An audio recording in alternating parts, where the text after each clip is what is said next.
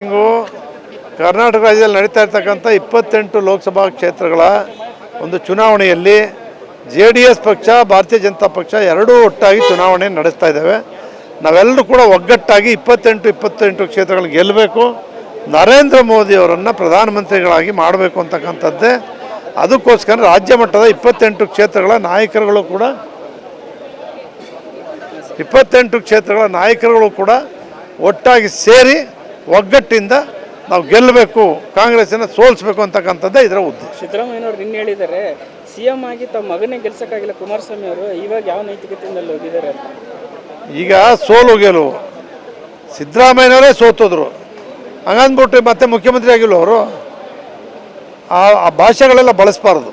ಸಿದ್ದರಾಮಯ್ಯನವರೇ ಸೋತಿದ್ರಪ್ಪ. HB ದೇವೇಗೌಡರು ಕೂಡ ಸುಳ್ಳುಗಾರರು ಅಂತ ಹೇಳಿದ್ದಾರೆ.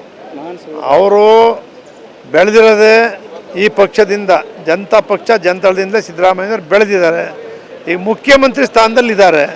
ಅವರು ಈ ಪಕ್ಷದ ನಾಯಕರ ಬಗ್ಗೆ ಅವಹೇಳನವಾಗಿ ಮಾತಾಡಬಾರ್ದು. ಕೋಲಾರದಲ್ಲಿ ಹೇಗಿದೆ ಸರ್? ಕೋಲಾರದಲ್ಲಿ ನಮ್ಮ ಜನತಾ ಪಕ್ಷದ ಅಭ್ಯರ್ಥಿ ಗೆಲ್ತಾರೆ.